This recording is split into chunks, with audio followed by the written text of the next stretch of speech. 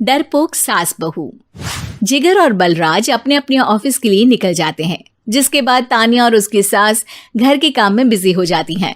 तभी रसोई में से तान्या के चिल्लाने की आवाज आती है। ओए माँ, बचाओ रे, उश, उश, उश, भागो यहाँ से। तान्या की आवाज सुनकर उसकी सास भी वहां आ जाती है। अरे क्या हुआ? और इस तरह स्लैब पर चढ़कर क्यों बैठी हो? उस छिपकली की वजह से। है? छिपकली? अरे कहाँ है छिपकली? ऐसा बोलते हुए तान्या की सास भी डर कर स्लैब पर चढ़ जाती है। अरे जब इन छिपकलियों को घूमने के लिए हमने दीवार और छत दी है, फिर ये हमारे घूमने की जगह पर क्यों उतर आती है? मुझे क्या पता, सामने बैठी है, आप ही पूछ लो ना, साथ में भगा भी देना। इस पर सास डरते हुए स्लैब पर बैठी बैठी ही छिपकली को भगाने की कोशिश करती है। हुश, हुश, हुश, अरे जा ना, वापस अपने घर जा। सासू माँ, छिपकली है, कुत्ता नहीं। अरे हाँ, छोटी सी ही सही छिपकली तो है, तो तुम ही भगा दो ना।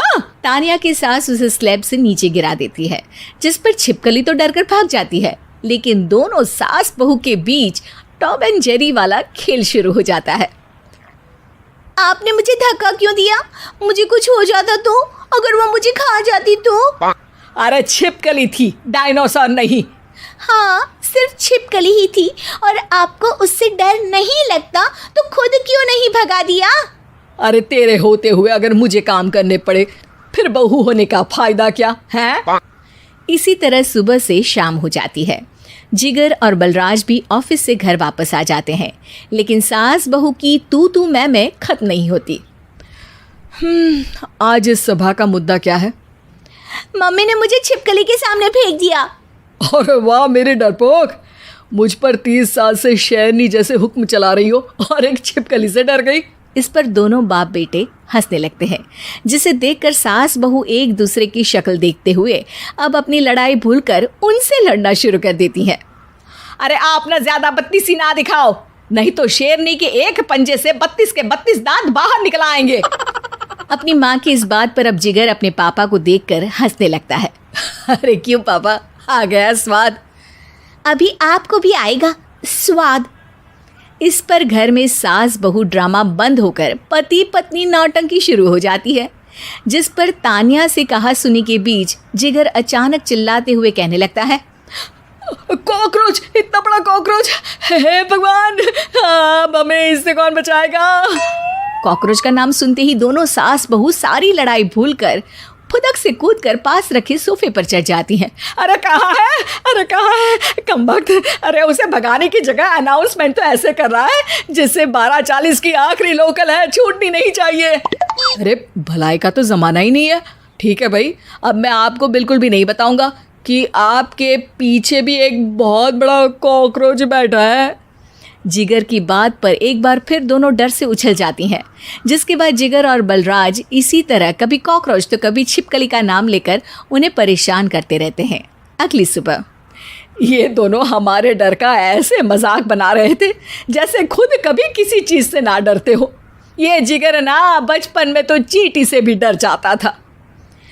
पर मम्मी, उन्हें डराने के लिए मैं चींटी तो नहीं पकड़ सकती।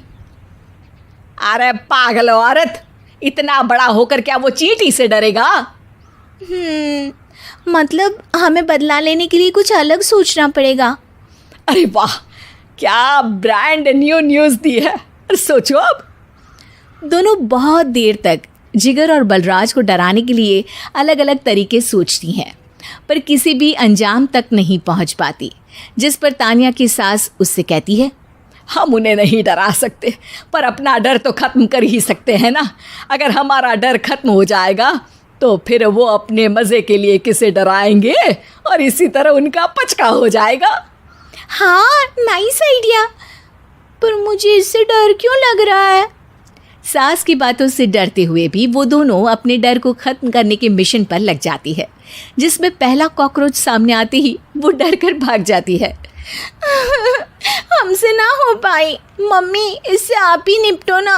अरे क्या आप निपटो, साथ चल, नहीं तो तेरे ऊपर ना छिपकली गिरा दूंगी। हाँ बस हाँ, पहले छिपकली पकड़ कर तो दिखाओ।